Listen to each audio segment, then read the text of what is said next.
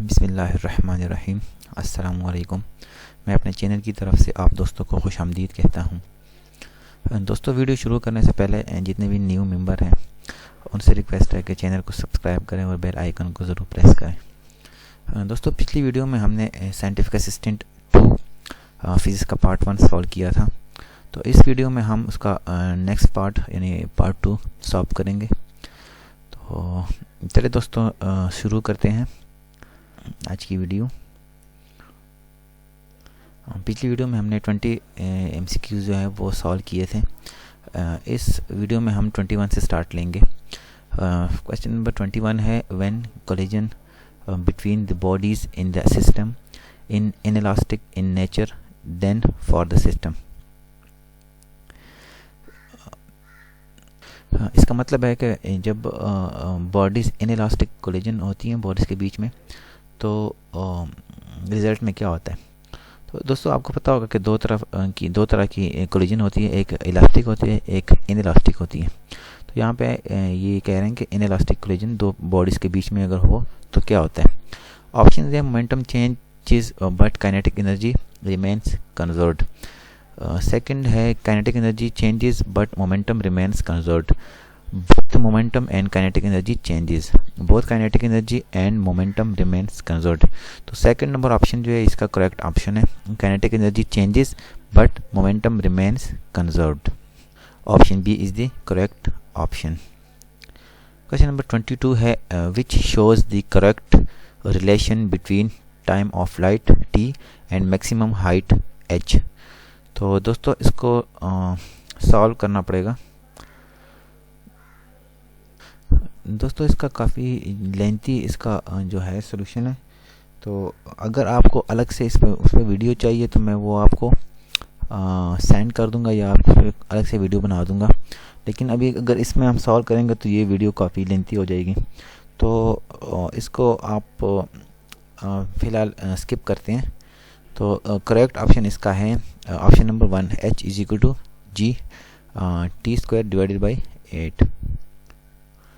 Question number 23 है, if an iron ball and wooden ball of the same radius was released from height h in a vacuum then time taken by both of them to reach the ground will be. तो इसका मतलब है कि एक iron ball है और एक wooden ball है, उसको हम सेम रेडियस के साथ रिलीज़ करते हैं हाइट से वैक्यूम में। तो वो जब ग्राउंड पे पहुंचेंगे तो सेम टाइम लगेगा या एक दूसरे के मतलब एक ज़्यादा टाइम लेगा, एक कम टाइम लेगा। तो इसका आंसर है इक्वल, क्योंकि बिकॉज आपको पता होगा कि लेक ऑफ एयर रेजिस्टेंस जो है, जब तक एयर रेजिस्टेंस ना हो तब तक दोनों पे सेम ही फोर्स अप्लाई होगी।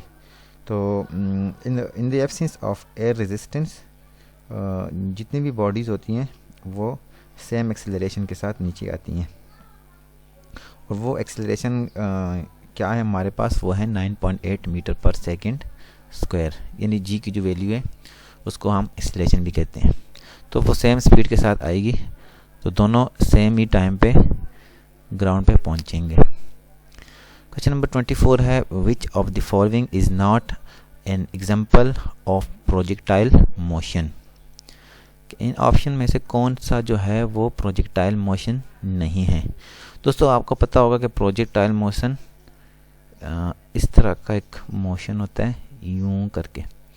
तो अगर आप बुलेट का देखेंगे मोशन, तो वो भी इसी तरह का मोशन होता है। फुटबॉल को अब हम अगर किक करेंगे तो इस तरह से वो भी जाएगा प्रोजेक्टाइल मोशन में।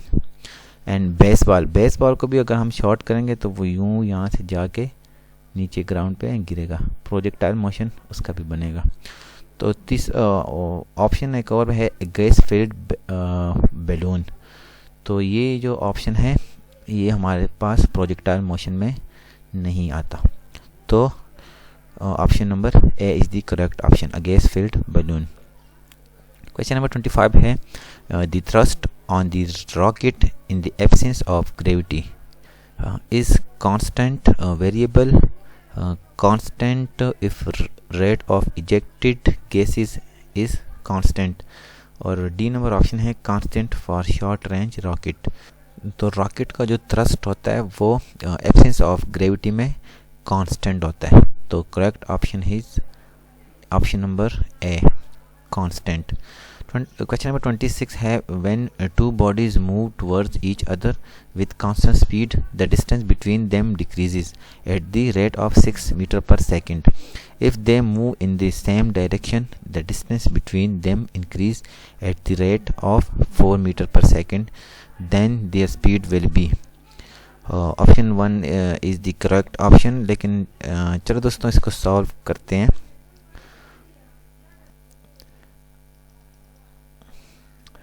distance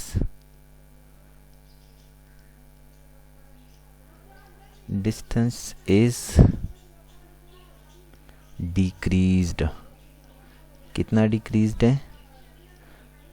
डिक्रीज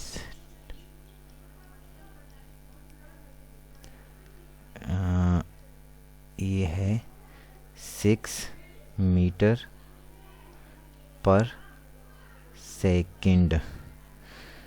अगेन डिस्टेंस ये है increased, distance increased, distance increased कितना होगा? ये है 4 मीटर पर सेकेंड।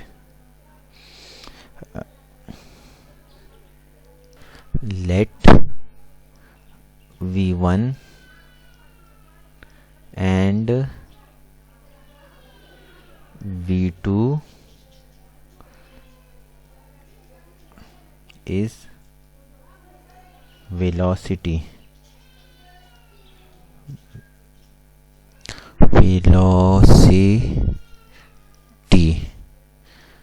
तो क्या आ जाएगा हमारे पास? V1 plus V2 is equal to 6 metre per second. ये हमारे पास आ जाएगा और equation number 1। V1 minus V2 is equal to, ये हमारे पास आ जाएगा 4 मीटर पर सेकेंड। ये हो गया इक्वेशन नंबर 2। दोनों इक्वेशन को ऐड करने के बाद हमारे पास वैल्यू आएगी 2, ये होगी है 2V1 is equal to 10 metre per second. Add कैसे होगा? ये हमारे पास आएगा 2Vi और ये हमारे एक दूसरे के साथ कैंसिल हो जाएगा, और Vi हमारे पास क्या आ जाएगा? Vi is equal to 10 divide by 2 which is 5। तो V1 is equal to 5 metre per second. दोस्तों इस वैल्यू को, इक्वेशन नंबर 3 को हम पुट करेंगे इक्वेशन नंबर 1 में। इसमें हम पुट करेंगे तो Vi की जगह हम लिखेंगे 5, ये plus V2 is equal to 6। तो V2 आएगा is equal to 6 minus 5। V2 आएगा हमारे पास 1 metre per second, 1 metre per second. तो एक की वैल्यू हमारे पास आई, ये V1 5 एंड सेकेंड है 1। तो ऑप्शन में देखें आप, एक है 5 मीटर पर सेकेंड और एक है 1 मीटर पर सेकेंड। तो option number 1 is the correct option. Question number 27 है the range of the projectile eight 30 degree is R30 and at 60 is R60 then। दोस्तों प्रोजेक्टाइल के जो मेन करेक्टरिस्टिक्स हैं वो है टू, तो वो एक है रेंज, एक है मैक्सिमम हाइट। तो यहाँ पे इनको रेंज चाहिए कि 30 डिग्री पर और 60 डिग्री पर रेंज कितना आएगा। तो रेंज का फार्मूला है हमारे पास R is equal to U square sine 2 theta divided by G। अगर हम थीटा की जगह थीटा को अगर हम 38 पुट करेंगे इस फार्मूले में, तो U square sine 230 divided by G। R is equal to U sign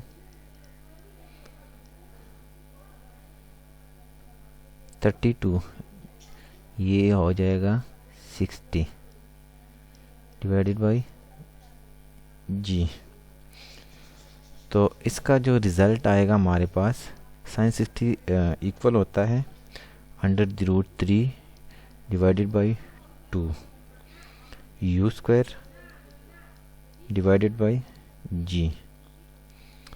दोस्तों अगर हम 30 की जगह पे 60 भी ऐड कर लेंगे, यहाँ पे 60 ऐड करेंगे तो साइन 120 वो भी इक्वल आता है √3 डिवाइडेड बाय 2 के। तो इसका जो करेक्ट ऑप्शन होगा R30 एंड R60 दोनों रेंज जो है वो सेम आएंगे, इक्वल होंगे। तो question number 4 is the option number 4 is the correct option. Question number 28 है, a field in which the work done in moving a body in a close path is 0 that's called. कि एक body जो है वो close path में move हो रही है, तो इसको क्या कहेंगे, कौन सा फील्ड है ये है conservative field. Option B is the correct option.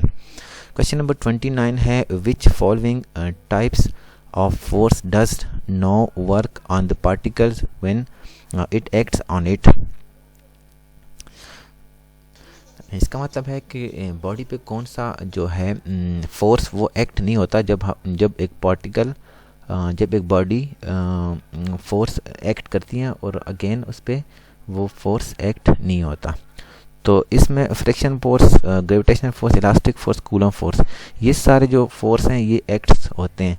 तो इसका करेक्ट ऑप्शन है नॉन ऑफ दीज। तो दोस्तों अगर इसमें ऑप्शन कभी चेंज आए, फ्रिक्शन की जगह पे कोई नॉन ऑफ दिस की जगह पे कोई और फोर्स आया, मतलब सेंटीपीटल फोर्स, तो इसका जो करेक्ट ऑप्शन होगा वो सेंटीपीटल फोर्स है। वो सेंटीपीटल फोर्स जो है वो एक्ट नहीं होता। क्वेश्चन नंबर 30 है, if a body of mass 2 kg is raised vertically through 2 metre then the work done will be. चलिए दोस्तों इसको भी सॉल्व करते हैं। यहाँ पे पूछा गया है कि अगर बॉडी को हम वर्टिकली रेस्ट करेंगे 2 kg के बॉडी को 2 मीटर, तो रिज़ल्ट उसका क्या आएगा। तो हम जब वर्टिकल मोशन, हमारे पास उसका फार्मूला है W इज इक्वल टू, वैसे तो हमारे पास mgh फार्मूला है W वर्क का, लेकिन अब हम अगर वर्टिकली इसको मतलब अपवर्ड की तरफ फेंकेंगे बॉडी को, तो इसके साथ लग जाएगा माइनस। तो उसमें वैल्यूज पुट करते हैं। W is equal to mass कितना है 2 kg, ग्रेविटी G है 9.8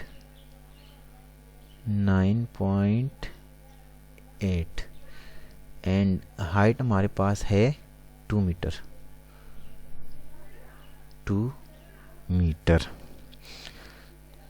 तो इसका आंसर आएगा हमारे पास -2 इंटू 9.8 इंटू 2 -39.2 -39.2। दोस्तों ऑप्शन में इसके साथ माइनस नहीं लगा हुआ, लेकिन इसका जो करेक्ट आंसर है वो -39.2 जॉल है।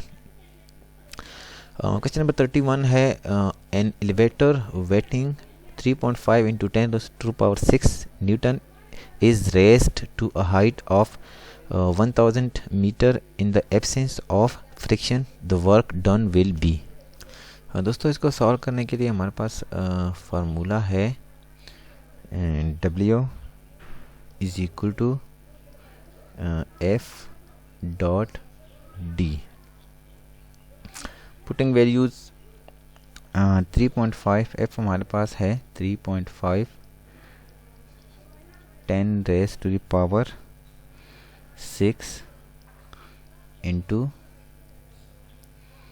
1000 metre is equal to 3.5 into 10⁻⁶ और ये आ जाएगा 10⁻3। तो दोनों के पावर जो हैं वो ऐड हो जाएंगे। आंसर हमारे पास आएगा 3.5 इंटू 10⁻6 एंड 3 9। तो करेक्ट ऑप्शन हमारे पास है 3.5 इंटू 10⁻9 जॉल। क्वेश्चन नंबर 32 है proton, electron, neutron and alpha particle have same momentum, which of them have highest kinetic energy. तो इलेक्ट्रॉन जो है उसकी काइनेटिक एनर्जी ज़्यादा होती है। Question number 2 is the correct option. Question number 33 है the power output of lamp is 6 watt, how much energy does lamp give out in 2 minutes. दोस्तों इसके सलूशन के लिए हम इसको सॉल्व करेंगे कि 1 वाट पर सेकंड में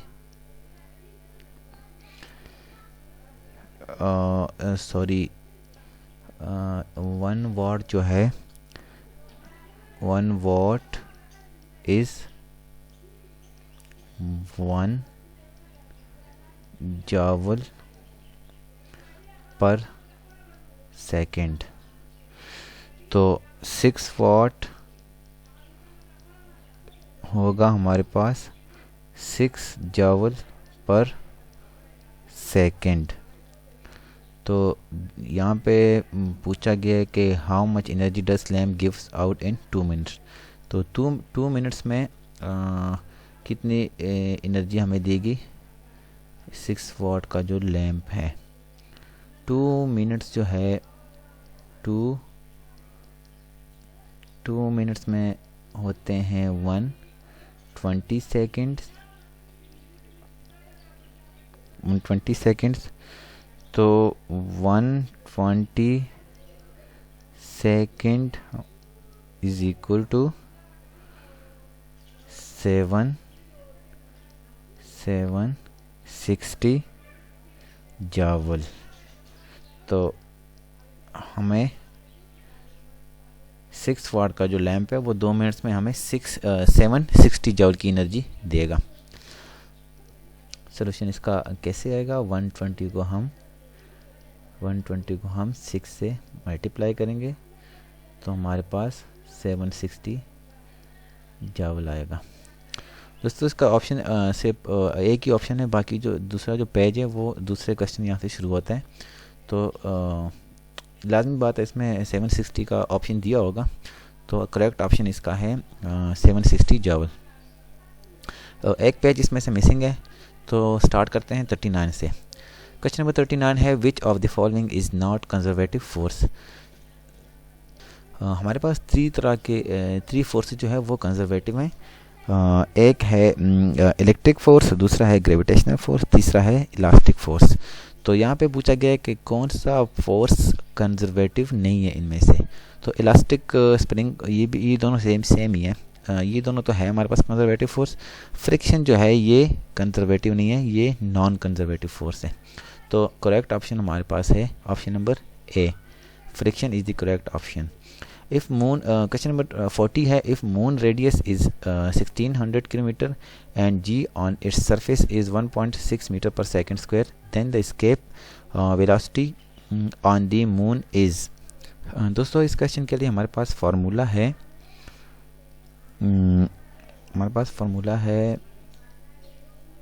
escape velocity is equal EV is equal to 2g r under the root। तो वैल्यूज पुट करते हैं इसमें 2g 9.8 और रेडियस हमारे पास कितना है 1600। सॉरी यहाँ का जो है मून की जो ग्रेविटी है वो है 1.6 मीटर पर सेकेंड स्क्वायर, ये है हमारे पास 1.6। सॉल्व करते हैं इसको।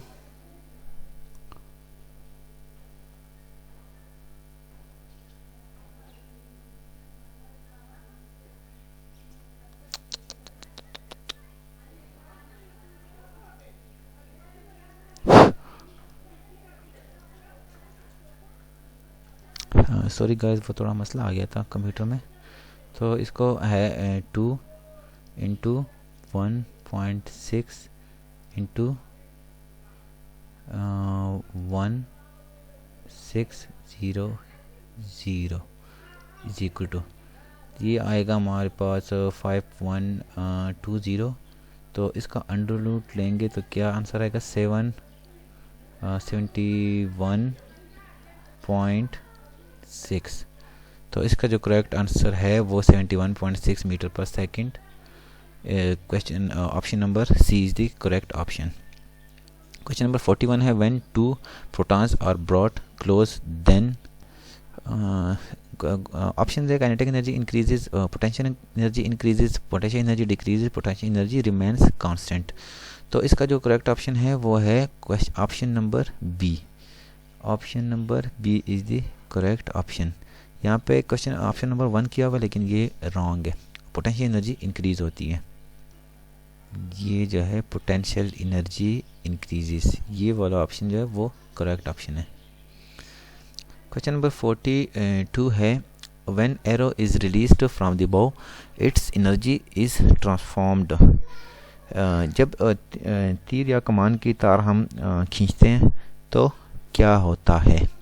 ऑप्शन है heat energy to kinetic energy, elastic potential energy to kinetic energy. तो एनर्जी जब हम तीर और कमान की वो तार खींचते हैं तो इलास्टिक पोटेंशियल एनर्जी जो है वो काइनेटिक एनर्जी में ट्रांसफॉर्म हो जाती है। Question option number B is the correct option. Question number 43 है, two bodies of 4 kg and 16 kg have the same kinetic energy, what is the ratio of their momentum। दोस्तों इस problem का जो solution है वो भी थोड़ा लेंथी है और वीडियो हमारे पास काफ़ी लेंथी हो गई है, तो इस वजह से इसको भी स्किप करते हैं। अगर आपको अलग से चाहिए हो ये वाला सलूशन का इसका सलूशन तो वो मैं आपको सेंड कर दूंगा, कमेंट्स में आप बता दीजिएगा अगर आपको चाहिए हो। तो इसका जो करेक्ट ऑप्शन है वो है 2:1। क्वेश्चन नंबर 44 है, a tennis ball is dropped on the horizontal surface as the ball bounces up and down, the height of each bounce gradually decreases during the of the ball. तो इसका जो correct option है the kinetic energy of the ball इसका ये इसका wrong option, ये इसका correct option जो है वो है total energy of ball eight ground and in air is constant. तो ऑप्शन नंबर डी जो है इसका करेक्ट ऑप्शन है, ये गलत है। क्वेश्चन नंबर 45 है, a car is driven along a level road, the total energy input from the petrol is 60 kg and the car waste 45 kg energy. What is the efficiency of the car? इसका भी दोस्तों इतना ख़ास नहीं है। Solution इसका 60 minus 50 into 100 divided by 60। तो इसका जो सोल्यूशन आता है वो आता है 1/4, जो कि बनता है 25%। तो करेक्ट ऑप्शन इसका है 25%। Question number A is the correct option. Question number 46 है, the rotation kinetic energy of hoop is, इसका करेक्ट ऑप्शन है equal to its translational kinetic energy. Question option number A is the correct option. Question number 47 है, the angular kinetic energy of a body is independent of speed, moment of inertia, angular momentum, none of the above. तो इस time इस option में कोई इसका right option नहीं है, यहाँ पे नन ऑफ द अबव ही आएगा। इसका करेक्ट ऑप्शन जो होगा वो डायरेक्शन ऑफ मोशन होगा, वो इंडिपेंडेंट होता है एंगुलर काइनेटिक एनर्जी में। दोस्तों वीडियो काफ़ी लेंथी हो गई है, लेकिन आज का इसका जो पार्ट 2 है वो यहाँ पे एंड होता है। बाकी जितने भी आपको MCQs फिजिक्स के चाहिए हो, इस तरह के और वीडियो चाहिए हो, तो आप मुझे कमेंट में बताएं, मैं उसको जल्द अज जल्द उस पे वीडियो बनाने की कोशिश करूँगा। दोस्तों अपनी दुआओं में याद रखिएगा। अल्लाह हाफिज़।